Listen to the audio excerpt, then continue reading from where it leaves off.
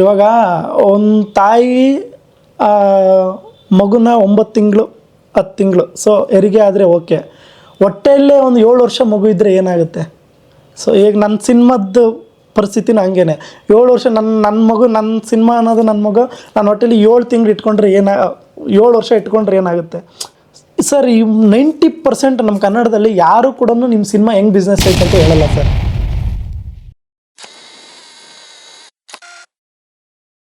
ರತ್ನತೀರ್ಥ ಅವರೇ, UNB studio ಕಾರ್ಯಕ್ರಮಕ್ಕೆ ಸ್ವಾಗತ. ಅಂದರೆ ಈಗ ಈ ಡಿಜಿಟಲ್ ಡಿಜಿಟಲ್ ಕ್ಯಾಮ್ರಾಸ್ ಬಂದಮೇಲೆ ಸಿನಿಮಾ ಮಾಡೋದು ಎಲ್ರಿಗೂ ಒಂದು ಐಡಿಯಾ ಇದೆ. ಬಟ್ ಆ ಸಿನಿಮಾನ ರಿಲೀಸ್ ಮಾಡೋದು ಹೆಂಗೆ, ಅದೇ ದೊಡ್ಡ ಚಾಲೆಂಜ್ ಆಗಿದೆ. ಅದು ನೀವು ಯಾವ ಥರ ಪ್ಲಾನ್ ಮಾಡ್ಕೊಂಡಿದ್ದೀರಾ? ಅದು ಹೆಂಗಾಗೋಗಿದೆ ಅಂದರೆ ನಮ್ಮದು ಪರಿಸ್ಥಿತಿ ಅಂದರೆ ಸಾಲ ಇರುವೆ ಹೋಗ್ತಾ ಇರ್ತವೆ, ಬೇಕಂತಲೇ ಒಂದು ಇರುವೆ ದಾರಿ ತಪ್ಪಿಸ್ಕೊಂಡ್ಬಿಡುತ್ತಲ್ಲ, ಆ ಥರದ್ದು ಸ್ಟೇಜಲ್ಲಿ ನಾನು ಇದ್ದೀನಿ ಇವಾಗ. ಎಲ್ರಿಗೂ ಸಿನಿಮಾ ಮಾಡೋದು ಗೊತ್ತು, ಪ್ರತಿಯೊಂದು ಗಲ್ಲಿಯಲ್ಲೂ ಒಬ್ಬ ಸಿನಿಮಾ ಮೇಕರ್ ಇದ್ದಾನೆ, ಶಾರ್ಟ್ ಫಿಲಮ್ ಮಾಡ್ತಾ ಇದ್ದಾನೆ. ಇವಾಗ ಎಲ್ರಿಗೂ ಇವಾಗ ಎಷ್ಟು ಸ್ಟ್ರಾಂಗ್ ಆಗಿ ಹೋಗಿದೆ ಅಂದರೆ ಈಗಿನ ನಮಗೆಲ್ಲ ಮೊಬೈಲ್ ಸಿಗೋಕ್ಕೆ 9th 10th ನಮಗೆ ಕೈಗೆ ಮೊಬೈಲ್ ಸಿಕ್ಕಿದ್ದು. ಇವಾಗ ಹುಟ್ಟತಾನೆ ಮಕ್ಳ ಕೈಲಿ ಮೊಬೈಲ್ ಇದೆ. ಮತ್ತು ನಿಮಗೆ 5ನೇ ಕ್ಲಾಸ್ 6ನೇ ಕ್ಲಾಸ್ ಹುಡುಗ ನೆಕ್ಸ್ಟ್ ಲೆವೆಲಲ್ಲಿ ಮೇಕಿಂಗ್ ಮಾಡ್ತಾ ಇದ್ದಾನೆ ಇವಾಗ. ಅಂದರೆ ತುಂಬ ಈಸಿಯಾಗಿ ಹೋಗಿದೆ ಮೇಕಿಂಗ್, ಎಲ್ರಿಗೂ ಮೇಕಿಂಗ್ ಮಾಡೋದು ಈಸಿಯಾಗಿ ಹೋಗಿದೆ. ಈ ಥರದ್ದು ಜನ್ರೇಷನಲ್ಲಿ ನಾವಿರಬೇಕಾದ್ರೆ ಇವಾಗ ನಾವು ಸಿನಿಮಾ ಮಾಡಿಕೊಂಡು ಔಟ್ಪುಟ್ ಆಚೆ ತರಬೇಕು. ಎಲ್ರಿಗೂ ಸಿನಿಮಾ ಮಾಡೋದು ಗೊತ್ತು, 90% ಡೈರೆಕ್ಟ್ರ್ಗಳಿಗೆ ಸಿನಿಮಾ ಮಾಡೋದು ಗೊತ್ತು. ಬಟ್ ಆಚೆ ತರೋದ್ರಲ್ಲಿ ತುಂಬ ಕಡಿಮೆ ಜನಕ್ಕೆ ಗೊತ್ತಿದೆ ಆಚೆ ತರೋದು ಹೆಂಗೆ ಅಂತೇಳಿ. ಇವಾಗ ಅದರಲ್ಲಿ ನಾನು ಕೂಡ ಅಷ್ಟೇ ಆಚೆ ತರೋದು ತುಂಬ ಒದ್ದಾಡ್ಬಿಟ್ಟಿದ್ದೀನಿ. ಹೆಂಗೆ ಆಚೆ ತರೋದು ಸಿನಿಮಾನ, ಯಾರನ್ನ ಕೇಳೋದು, ಮತ್ತು ಸಿನಿಮಾ ಹೆಂಗೆ ಬಿಸ್ನೆಸ್ ಆಗುತ್ತೆ.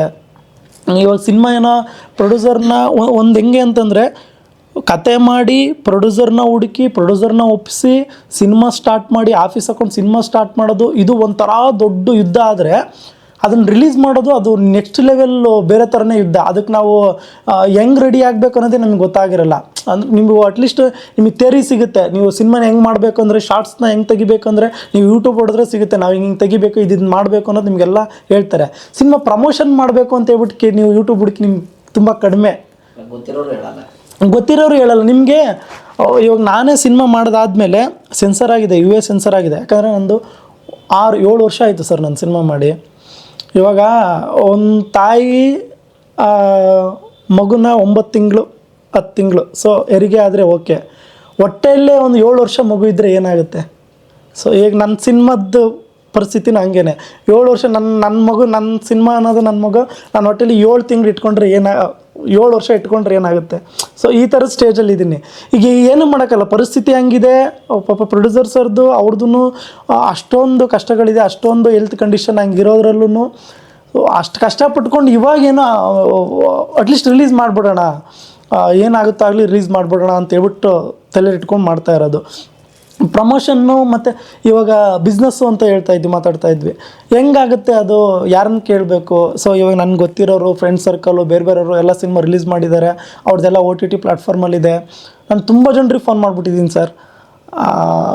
ಸರ್ ನಿಮ್ಮ ಸಿನಿಮಾ ಹೆಂಗೆ ರಿಲೀಸ್ ಮಾಡಿದ್ರಿ, ನಾನು ಯಾರನ್ನ ಕೇಳಬೇಕು, ಯಾರನ್ನ ಮೀಟ್ ಮಾಡಬೇಕು? ಇಲ್ಲ ರತ್ನ ಅವರೇ, ಅದು ನಮ್ಮ ಫ್ರೆಂಡ್ ಕಡೆಯಿಂದ ಆಗಿದ್ದು, ಇಲ್ಲ ಅವ್ರು ನಮ್ಮ ಮ್ಯಾನೇಜರ್ ಕಡೆಯಿಂದ ಆಗಿದ್ದು, ಅದು ನಮಗೂ ಐಡಿಯಾ ಇಲ್ಲ.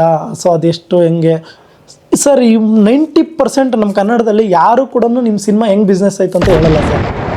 ಯಾರು ಗೊತ್ತಿಲ್ಲ, ನನಗೆ ಹೇಳಿಲ್ವೋ ಅಥವಾ ಬೇರೆಯವ್ರಿಗೆ ಹೇಳ್ತಾರೆ ಗೊತ್ತಿಲ್ಲ, ನನಗಂತೂ ಯಾರು ಹೇಳಿಲ್ಲ ಸರ್. ನಾನು ತುಂಬ ಜನರಿಗೆ ಫೋನ್ ಮಾಡಿದ್ದೀನಿ, ಸರ್ ಹೆಂಗೆ ಮಾಡೋದು ಸರ್ ನನಗೆ ಗೊತ್ತಿಲ್ಲ ಅಂತೇಳಿ. ಎಲ್ಲರಿಗೂ ಗೊತ್ತು ಸಿನಿಮಾದ್ದು, ನಿಮ್ಗೆ ಹೇಳ್ತಾರೆ ಸಿನಿಮಾ ಮಾಡ್ಬೇಕಾದ್ರೆ ಬಂದು ಏನು ವಿಶ್ ಮಾಡ್ತಾರೆ, ಇದು ಮಾಡ್ತಾರೆ, ಅದು ಮಾಡ್ತಾರೆ.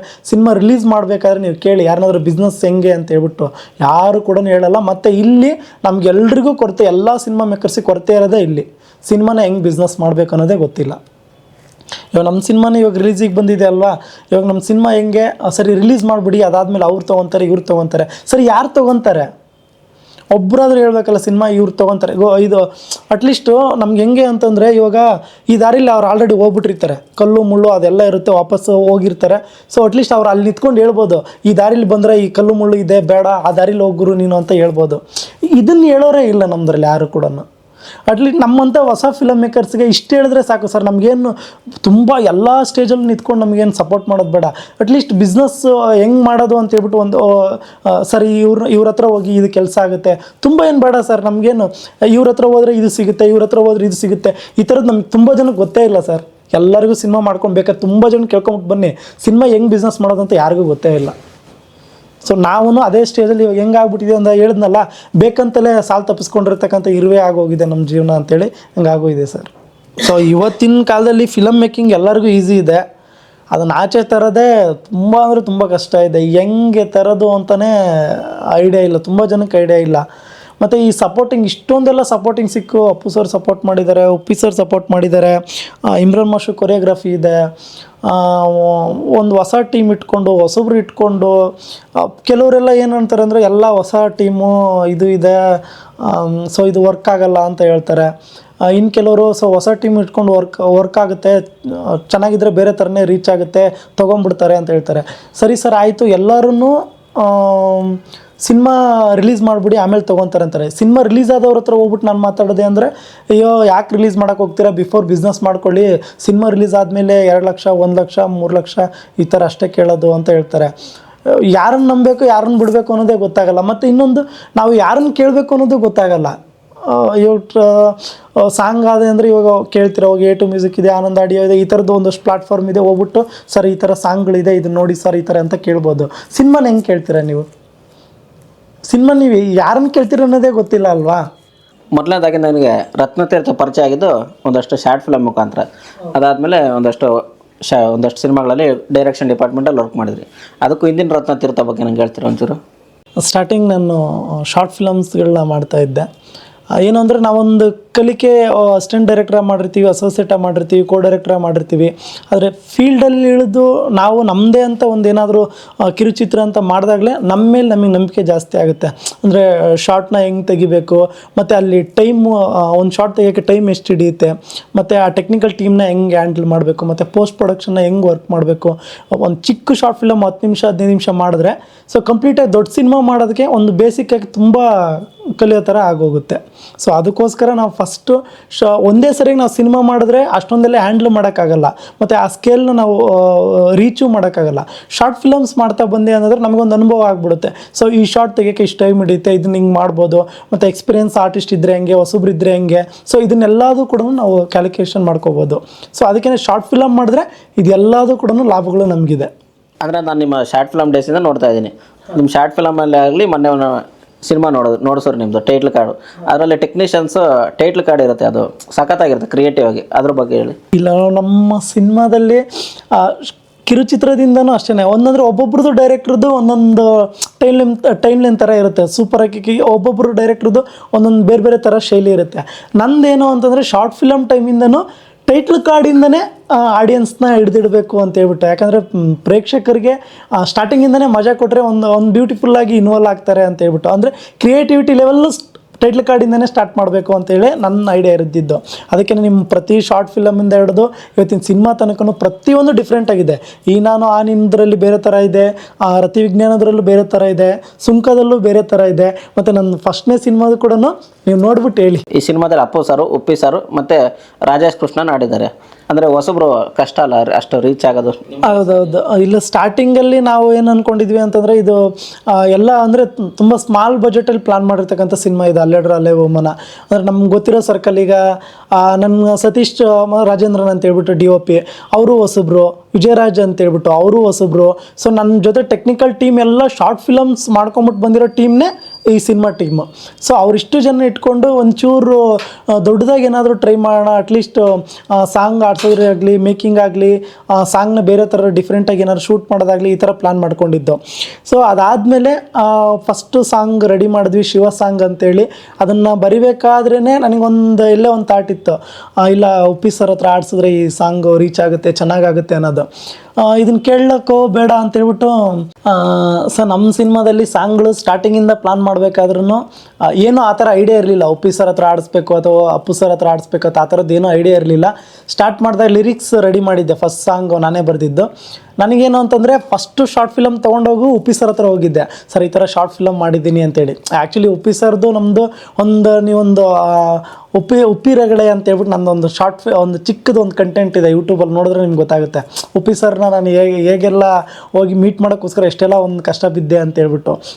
ಸೊ ಅದಾದಮೇಲೆ ಒಂದು ಶಾರ್ಟ್ ಫಿಲಮ್ ಮಾಡಿದಾಗ ಉಪ್ಪಿ ಸರ್ಗೆ ತೋರಿಸ್ಬೇಕು, ಅವ್ರದ್ದೊಂದು ಔಟ್ಪುಟ್ ತೊಗೋಬೇಕು, ಈ ಥರದ್ದು ಒಂದು ಥಾಟಲ್ಲಿ ಇದ್ದವನು. ಈ ಸಾಂಗ್ ರೆಡಿ ಆದ ಕೂಡಲೇ ನಾನು ಒಂದ್ಸರಿ ಪ್ರೊಡ್ಯೂಸರ್ ಕೇಳಿದೆ, ಸರ್ ಒಪ್ಪಿ ಸರ್ ಹತ್ರ ಆಡಿಸಿದ್ರೆ ಚೆನ್ನಾಗಿರುತ್ತಲ್ಲ ಸರ್ ಅಂತೇಳಿ. ಅವರು ಸರಿ ಸರ್ ಟ್ರೈ ಮಾಡಿ ನೋಡೋಣ ಅಂತೇಳಿ. ಅದಾದಮೇಲೆ ಒಂದಷ್ಟು ಟ್ರೈ ಮಾಡಿದ್ವಿ ಬೇರೆ ಬೇರೆ ಕಡೆಯಿಂದ. ಆಮೇಲೆ ಲಿರಿಕ್ಸ್ ಎಲ್ಲ ಕಳ್ಸೋದಾದ್ಮೇಲೆ ಸರ್ರು ರೆಡಿ ಆಯಿತು, ನಾನು ಆಡೋದಕ್ಕೆ ರೆಡಿ ಅಂತ ಹೇಳಿದ್ರು. ಅದಾದಮೇಲೆ ನಮ್ಗೆ ಒಂಥರ ಶಾಕ್ ಆಗೋಯ್ತು, ಏನಿದು ಹೊಸ ಟೀಮ್ಗೆ ಇಷ್ಟೊಂದೆಲ್ಲ ಸಪೋರ್ಟ್ ಮಾಡ್ತಾರಲ್ಲ ಅಂತೇಳಿ. ಸೊ ಅದಾದಮೇಲೆ ಆಡಿದ್ರು, ಅದು ಕೂಡ ತುಂಬ ಬೇರೆ ಥರನೇ ಔಟ್ಪುಟ್ ಬಂತು ಒಪ್ಪಿ ಸರ್ ಹಾಡು.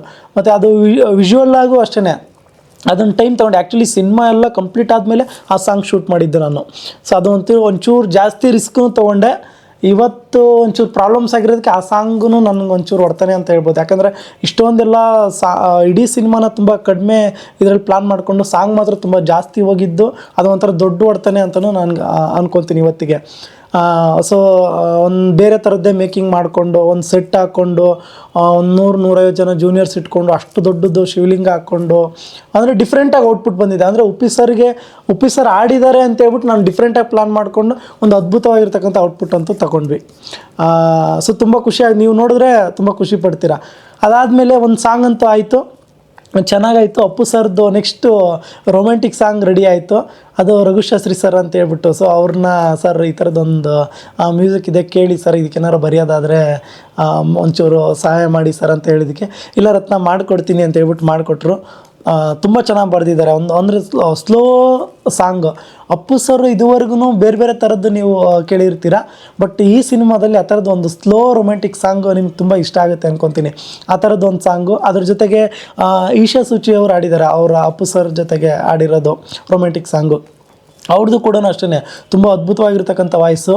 ಎರಡೂ ಆ ಔಟ್ಪುಟ್ ಬಂದಾದ್ಮೇಲೆ ನಮ್ದೇನು ಪ್ಲ್ಯಾನ್ ಆಯಿತು, ಇಲ್ಲ ಸೆಟ್ ಹಾಕ್ಬಿಟ್ರು ಶೂಟ್ ಮಾಡೋಣ ಚಿಕ್ಕದಾಗಿ ಏನಂತೆ, ಇಲ್ಲ ಅದೇ ಇಲ್ಲೇನು ಸೆಟ್ ಹಾಕ್ಬಿಟ್ಟು ಶೂಟ್ ಮಾಡ್ತೀವೋ ಅಷ್ಟೇ ಬಜೆಟಲ್ಲಿ ನಾನು ಮನೇಲಿ ಪ್ಲ್ಯಾನ್ ಮಾಡ್ತೀನಿ ಅಂತ ಹೇಳ್ಬಿಟ್ಟು ಪ್ಲ್ಯಾನ್ ಮಾಡ್ಕೊಂಡಿದ್ದು. ಸರ್ರು ಇಲ್ಲ ನೀವು ಒಂಚೂರು ರಿಸ್ಕ್ ತೊಗೊತೀರಾ ನೋಡಿ ಯೋಚನೆ ಮಾಡಿ ಅಂತ ಹೇಳಿದ್ರು. ಇಲ್ಲ ಸರ್ ಕಡಿಮೆ ಬಜೆಟಲ್ಲೇ ನಾನು ಮುಗಿಸ್ಕೊಂಬರ್ತೀನಿ ಅಂತೇಳಿ.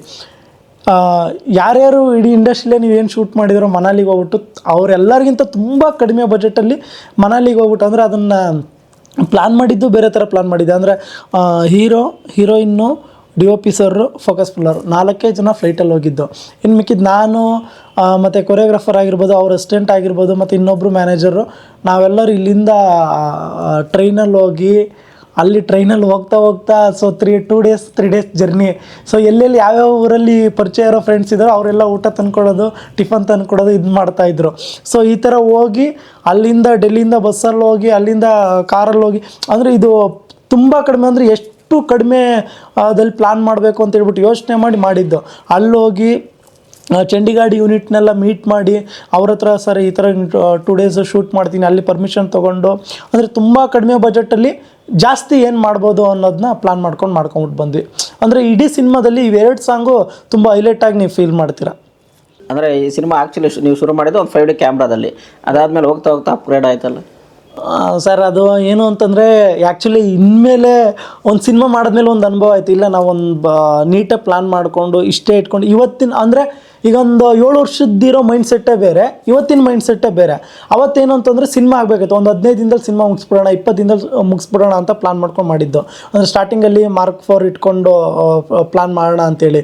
ಅದಾದಮೇಲೆ ಫಸ್ಟ್ ಟೈಮ್ ಪ್ರೊಡ್ಯೂಸರ್ ಮೀಟ್ ಮಾಡಿದಾಗ್ಲೂ ಒಂದು ಆಲ್ಬಮ್ ಸಾಂಗ್ ಮಾಡೋಣ ಅಂತಲೇ ಮೀಟ್ ಆಗಿದ್ದು ಪ್ರೊಡ್ಯೂಸರ್ ಸರ್ನ. ಅವರು ಇಲ್ಲ ನಿಮ್ಮ ಹತ್ರ ಯಾವ್ದಾರ ಒಂದು ಚಿಕ್ಕ ಕತೆ ಹೇಳಿ, ಒಂದು ಶಾರ್ಟ್ ಫಿಲಮ್ ಮಾಡೋಣ. ಕತೆ ಹೇಳಿದಾದ್ಮೇಲೆ ಇಲ್ಲ ನೀವು ಸಿನಿಮಾ ಮಾಡ್ಬೋದಲ್ಲ ಅಂತ ಹೇಳಿದರು.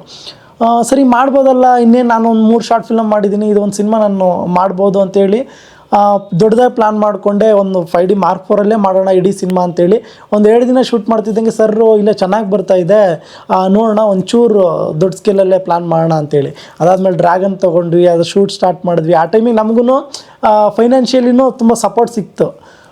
ಶುರು ಮಾಡಿದ್ವಿ. ಆ ಥರದ್ದು ಚೇಂಜಸ್ ಮಾಡ್ಕೊಂಬಿಟ್ಟು ಈ ಸಿನಿಮಾದಲ್ಲಿ ಡ್ರ್ಯಾಗನ್ನು ಯೂಸ್ ಮಾಡಿದ್ದೀವಿ, ಅಲೆಕ್ಸಾ ಯೂಸ್ ಮಾಡಿದ್ದೀನಿ, 5D ಯೂಸ್ ಮಾಡಿದ್ದೀನಿ, ಸೋನಿ ಯೂಸ್ ಮಾಡಿದ್ದೀನಿ. ನಿಮಗೆ DA ಇದರಲ್ಲಿ ನೀಟಾಗಿ ಮ್ಯಾಚ್ ಮಾಡೋರು ಸಿಕ್ಕರೆ, ಸೊ ಕಾರ್ತಿಕ್ ಸರ್ ತುಂಬ ಚೆನ್ನಾಗಿ DA ಮಾಡಿಕೊಟ್ಟಿದ್ದಾರೆ. ಅಂದರೆ ಎಲ್ಲದನ್ನು ಶಾರ್ಟ್ಸ್ನ ಮ್ಯಾಚ್ ಮಾಡೋದು ತುಂಬ ಕಷ್ಟ.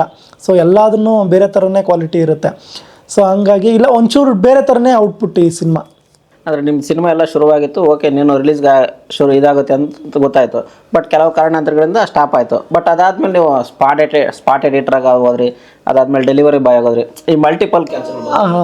ಇವಾಗ ನಿಮಗೆ ಒಂದು ಸಿನಿಮಾ ಮಾಡಿದ್ಮೇಲೆ ಹೆಂಗಾಗೋಗ್ಬಿಡುತ್ತೆ ಡೈರೆಕ್ಟ್ರ್ ಲೈಫು ಅಂತಂದರೆ, ಏನು ಮಾಡಬೇಕು ಅನ್ನೋದು ಗೊತ್ತಾಗಲ್ಲ.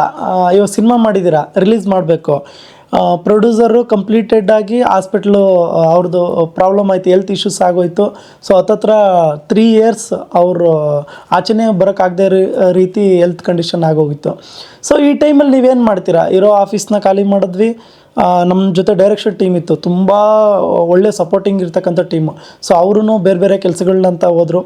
ಅದಾದಮೇಲೆ ಇವಾಗ ನಾವು ಏನೂ ಮಾಡೋಕ್ಕಲ್ಲ. ಇವಾಗ ನೀವೇ ಕಂಪ್ಲೀಟಾಗಿ ಮುಳುಗ್ತಾ ಇದ್ದೀರಾ ಅಂತಂದಮೇಲೆ ಯಾರಾದರೂ ನಿಮ್ಮನ್ನು ಕಾಪಾಡೋಕ್ಕೆ ಬಂದರೂ ಕೂಡ ಅವ್ರನ್ನ ನಾವು ಮುಳುಗಿಸ್ಬಿಡ್ತೀವಿ. ಸೊ ಆ ಥರ ಸ್ಟೇಜಲ್ಲಿ ಇದ್ದಾಗ ನಾವೇನಾಗ್ತಾರೆ, ಸೆಲ್ಫಾಗಿ ನಾವೇ ಹೋಗ್ಬಿಡೋದು ವಾಸಿ, ಬೇರೆಯವ್ರನ್ನ ಎಳ್ಕೋಬಾರ್ದು ಅನ್ನೋದು ನಮ್ಮದೊಂದು ದೃಷ್ಟಿಕೋನ. ಸೊ ಆ ಥರ ಸ್ಟೇಜಲ್ಲಿ ಇದ್ದಾಗ ಸರಿ ಆಯಿತು, ಎಲ್ಲರೂ ಪಾಪ ನಮ್ಮ ಡೈರೆಕ್ಷನ್ ಡಿಪಾರ್ಟ್ಮೆಂಟೆಲ್ಲ ಬೇರೆ ಬೇರೆ ಸಿನಿಮಾಗಳಿಗೆ ಹೋದರು, ಬೇರೆ ಕೆಲಸಗಳು ಸ್ಟಾರ್ಟ್ ಮಾಡಿದ್ರು. ಸೊ ಡೈರೆಕ್ಟ್ರ್ ಆಗ್ಬಿಟ್ಟು ನಾನೇನು ಮಾಡೋದು?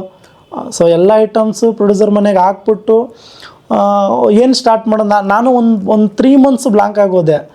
ಅಯ್ಯೋ ಸಿನಿಮಾ ಮಾಡೋಕ್ಕೆ ಬಂದೆ ಆ ಥರ ಏನೋ ಅಂದ್ಕೊತೀವಲ್ಲ. ಇವಾಗ ನಮಗೆಲ್ಲ ಸ್ಟಾರ್ಟಿಂಗಲ್ಲೆಲ್ಲ ಸಿನಿಮಾನ ಬಿಟ್ಬಿಡು ಅಂದವ್ರನ್ನೆಲ್ಲ ನಾವು ಬಿಟ್ಬಿಟ್ಟು ಬಂದುಬಿಟ್ಟಿರ್ತೀವಿ.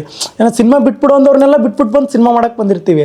ಇವಾಗ ನಿಮ್ಮ ಸಿನಿಮಾನೇ ನಮ್ಮನ್ನು ಕೈ ಬಿಟ್ಟಾಗ ನೀವೇನು ಮಾಡೋ ಪರಿಸ್ಥಿತಿಲಿ ಇರಲ್ಲ. ಯಾಕಂದರೆ ನಾವು ಇದ್ದಂಥವ್ರು ಇವಾಗ ಡೈರೆಕ್ಷನ್ ಟೀಮಲ್ಲಿ 90% ಡೈರೆಕ್ಟ್ರಿಗೆ ಯಾರಿಗೂ ಹಿಂದಿನ ಸಪೋರ್ಟ್ ಅಂತ ಇರಲ್ಲ, ಮನೆ ಕಡೆಯಿಂದ ಸಪೋರ್ಟ್ ಇರಲ್ಲ, ಫೈನಾನ್ಷಿಯಲಿ ನಾವು ಯಾರೂ ಸ್ಟ್ರಾಂಗ್ ಇರಲ್ಲ. ಸೊ ನಾವು ಇನ್ನೇನು ಮಾಡ್ಬೋದು? ಒಂದು ಸಿನಿಮಾ ಆದಮೇಲೆ ಬೇರೆ ಡೈರೆಕ್ಷನ್ ಟೀಮಲ್ಲಿ ವರ್ಕ್ ಮಾಡಬೇಕು, ಅದ್ರಲ್ಲಿ ಸಿಕ್ಕರೆ ಓಕೆ, ಚಾನ್ಸ್ ಸಿಕ್ಕರೆ ಓಕೆ. ಕೆಲವರೆಲ್ಲ ಏನಂದ್ರೆ ಆಲ್ರೆಡಿ ಡೈರೆಕ್ಟರ್ ಆಗಿದ್ದೀರಾ, ಯಾಕೆ ಸೇರಿಸ್ಕೋಬೇಕು ಅನ್ನೋದು ಒಂಥರ ಇರುತ್ತೆ. ಮತ್ತು ನಿಮಗೆ ಕನ್ವಿನ್ಸ್ ಸಿಗುತ್ತೆ, ನಿಮ್ಗೆ ಅದು ನಿಮಗೆ ತುಂಬ ಕಮಿಟ್ಮೆಂಟ್ ಇದ್ದಾಗ ನಿಮಗೆ ಆ ಡೈರೆಕ್ಷನ್ ಡಿಪಾರ್ಟ್ಮೆಂಟಲ್ಲಿ ಬರೋ ಅಮೌಂಟಲ್ಲಿ ನೀವು ಬದುಕೋಕ್ಕೆ ಆಗಲ್ಲ. ಸೊ ಹಂಗಾಗಿ ನಾನೇನು ಅಂದ್ಕೊಂಡಿದ್ದು, ಸರಿ ಆಯಿತು, ಯಾವುದೇ ಕೆಲಸ ಆದರೂ ಒಟ್ಟು ಸಿನಿಮಾದಲ್ಲಿರಬೇಕು. ಸೊ ನನಗೆ ಗೊತ್ತಿರೋದೇನು ಅಂದರೆ ಸ್ಪಾಟ್ ಎಡಿಟಿಂಗ್ ಕಲ್ತಿದ್ದೆ. ಸೊ ಎಡಿಟಿಂಗ್ನದ್ರಲ್ಲಿ ಇಟ್ಕೊಂಡು ಬೇರೆ ಬೇರೆ ಸಿನಿಮಾಗಳಿಗೆ ಸ್ಪಾಟ್ ಎಡಿಟಿಂಗ್ ಮಾಡೋದು. ಮತ್ತು ಇದರಲ್ಲಿ ನಿಮಗೆ ಅಲ್ಲೂ ಒಂದು 10 ದಿನ ಕೆಲಸ ಸಿಗ್ಬೋದು, ಇಲ್ಲ 2 ದಿನ 3 ದಿನ ಕೆಲಸ ಸಿಗ್ಬೋದು, ಮತ್ತು 15 ದಿನ ಗ್ಯಾಪು. ಈ ಗ್ಯಾಪ್ನ ಹೆಂಗೆ ನಿಮಗಿರೋ ಕಮಿಟ್ಮೆಂಟ್ನ ತೀರಿಸ್ಬೇಕು ಅಂದರೆ ಕೆಲಸ ಮಾಡಲೇಬೇಕು. ಸೊ ಝೊಮ್ಯಾಟೊ ಸ್ಟಾರ್ಟ್ ಮಾಡಿದೆ. ಅದರಲ್ಲೇನೋ ಮಂಗಳವಾರ ನಿಮ್ಮ ಪೇಮೆಂಟು. ಸೊ ನೀವು ಎಷ್ಟು ಕೆಲಸ ಮಾಡ್ತೀರ ಅದು.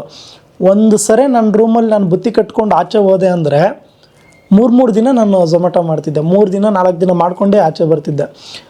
ಏನಕ್ಕೆ ಅಂತಂದರೆ ನಿಮಗಿರೋ ಸಿಚುವೇಶನ್ನು ಯಾರ್ದು ತಪ್ಪಲ್ಲ, ನಮ್ಮ ಸ್ಟೇಜ್ ಹಂಗಿತ್ತಲ್ಲ. ಅಂದರೆ ಇನ್ನೊಬ್ರ ಹತ್ರ ನೀವು ಕೇಳೋಕ್ಕಾಗಲ್ಲ, ಮತ್ತು ನೀವು ಸಾಲಗಳನ್ನ ಮಾಡ್ಕೊಳಕ್ಕಾಗಲ್ಲ. ಇರೋ ಕಮಿಟ್ಮೆಂಟ್ಗಳೇ ತುಂಬ ದೊಡ್ಡದಾದಾಗ ಬಡ್ಡಿಗಳನ್ನ ಕಟ್ಟೋಕ್ಕಾಗಲ್ಲ. ಸೊ ಇಷ್ಟೆಲ್ಲ ಪ್ರಾಬ್ಲಮ್ಸಲ್ಲೂ ನನ್ನನ್ನು ನಾನು ಚೆನ್ನಾಗಿ ನೋಡ್ಕೋಬೇಕು. ನಾನು ಸ್ಟ್ರಾಂಗ್ ಆಗಿದ್ದರೆ ಫೈನಾನ್ಷಿಯಲಿ ನಾನು ಏನು ಬೇಕಾದರೂ ಮಾಡ್ಬೋದು. ನಾನೇ ವೀಕ್ ಆಗೋದ್ರೆ ನೀವು ಇನ್ನೇನು ಸಾಧನೆ ಮಾಡ್ತೀರಲ್ವಾ. ಸೊ ಅದಕ್ಕೋಸ್ಕರ ಯಾವುದೇ ಕೆಲಸ ಮಾಡಲಿ ಸಿನಿಮಾದಲ್ಲಿರಬೇಕು. ಎಡಿಟಿಂಗ್ ಮಾಡ್ತಾಯಿದ್ದೆ, ನಾನು ಚೆನ್ನಾಗಿರಬೇಕು, ಒಟ್ಟು ನನ್ನ ಕಮಿಟ್ಮೆಂಟ್ನ ತೀರಿಸ್ಬೇಕು, ಝೊಮ್ಯಾಟೊ ಮಾಡ್ತಾಯಿದ್ದೆ. ಏನು ತಪ್ಪಲ್ಲ. ನಾವೇನು ಇವಾಗ ಬೇರೆ ಬೇರೆ ಕೆಲಸಗಳು ಯಾರ್ದೂ ತಲೆ ಹೊಡಿತಾ ಇಲ್ಲ, ಅಥವಾ ಬೇರೆದೇನು ಮಾಡ್ತಿಲ್ಲ, ದುಡ್ಕೊಂಡು ತಿಂತಿದ್ದೀವಿ. ಯಾಕಂದ್ರೆ ಅದು ಕೂಡ ತುಂಬ ಕಷ್ಟನೇ ನಿಮಗೆ. ಆಗಲಿ 24 ತಾಸು ಆ ಮಣ್ಣಲ್ಲಿ, ಆ ಬಿಸಿಲಲ್ಲಿ, ಮತ್ತು ನೀವು ಬೆಳಗ್ಗೆ ನೀವು ಬುತ್ತಿ ಕಟ್ಕೊಂಡು ಡಿಕ್ಕಿಲಿ ಇಟ್ಕೊಂಡ್ರೆ ಅನ್ನನ ಮಧ್ಯಾಹ್ನದಷ್ಟೊತ್ತಿಗೆ ಅಳಿಸೋಗ್ಬಿಟ್ಟಿರೋದು ಅನ್ನ. ಸೊ ಈ ಥರದ್ದೆಲ್ಲ ಇನ್ಸಿಡೆಂಟ್ ನಿಮ್ಗೆ ಆಚೆ ಕಡೆ ತಿನ್ನೋಕ್ಕಾಗಲ್ಲ. ನೀವು ಎಷ್ಟು ದಿನ ತಿಂತೀರಾ? 1 ದಿನ ತಿನ್ಬೋದು, 2 ದಿನ ತಿನ್ಬೋದು, ಅದಾದಮೇಲೆ ತಿನ್ನೋಕ್ಕೆ ಆಗಲ್ಲ ನೀವು ದಿನ ಆಚೆ ಕಡೆಗೆ. ಮತ್ತು ನಿಮಗೆ ಸಿಗೋ ಇವಾಗ ಹೆಂಗಾಗಿದೆ ಅಂತಂದರೆ 3 ಕಿಲೋಮೀಟ್ರ್ ಪಿಕಪ್ ಇರುತ್ತೆ, 4 ಕಿಲೋಮೀಟ್ರ್ ಡ್ರಾಪ್ ಇರುತ್ತೆ. 25 ರೂಪಾಯಿ 30 ರೂಪಾಯಿ ಸಿಗುತ್ತೆ ನಿಮಗೆ. ಬೇಕಾದ್ರೆ ನೀವು ಯಾರೇ ಝೊಮ್ಯಾಟೊ ಆರ್ಡ್ರ್ ಕೇಳಿ. ಇಷ್ಟೊಂದೆಲ್ಲ ಕಷ್ಟಪಟ್ಬಿಟ್ಟು ನೀವು ದಿನ ಬೆಳಗ್ಗೆ ನೀವು ಆಚೆ ಕಡೆ 35 ರೂಪಾಯಿ 40 ರೂಪಾಯಿ ರೈಸ್ ಪಾತ್ ತಿಂದ್ಬಿಟ್ರೆ ಅಲ್ಲೇ ಹೋಗ್ಬಿಡುತ್ತೆ. ನಿಮ್ಮ ದಿನಕ್ಕೆ ನೀವು 1100 ರೂಪಾಯಿ ಝೊಮ್ಯಾಟೊದಲ್ಲಿ ದುಡಿದೆ ಅಂತಂದರೆ 300 ರೂಪಾಯಿ ಪೆಟ್ರೋಲಿಗೆ ಹೋಗುತ್ತೆ. ನಮ್ಮ ಗಾಡಿಗಳು ಕೊಡೋ ಮೈಲೇಜ್ಗಳು ಅಷ್ಟರಲ್ಲೇ ಇರುತ್ತೆ. 300 ರೂಪಾಯಿ ಪೆಟ್ರೋಲಿಗೆ ಹೋದರೆ ಇನ್ನು ಮಿಕ್ಕಿದ್ರಲ್ಲಿ ನೀವು ಹೆಂಗೆ ಮ್ಯಾನೇಜ್ ಮಾಡ್ತೀರಾ? ಮಾಡೋಕ್ಕೆ ಆಗಲ್ಲ. ಇನ್ನು ಊಟನೂ ಆಚೆ ಮಾಡೋಕ್ಕಲ್ಲ. ಅದಕ್ಕೆ ನಾನು ಇಲ್ಲಿಂದನೇ ಬುದ್ಧಿ ಕಟ್ಕೊಂಡು ಹೋಗ್ತಿದ್ದೆ. ಸೊ ಏನೋ ಅಷ್ಟೂ ಕಷ್ಟಪಟ್ಕೊಂಡು ನನ್ನನ್ನು ನಾನು ಉಳಿಸ್ಕೊಂಡು ಇಲ್ಲಿಗೆ ಬಂದಿರೋದಕ್ಕೆ ಇವತ್ತು ನಾನು ಓಕೆ ಸ್ಟ್ರಾಂಗಾಗಿ ಮಾತಾಡ್ತಾ ಇದ್ದೀನಿ. ಏನೇ ಪ್ರಾಬ್ಲಮ್ಸ್ ಬಂದ್ರೂ ನಾನು ಸಾಲ್ವ್ ಮಾಡ್ತೀನಿ ಅನ್ನೋದು ಒಂದು ಕೆಪಾಸಿಟಿ ಇದೆ.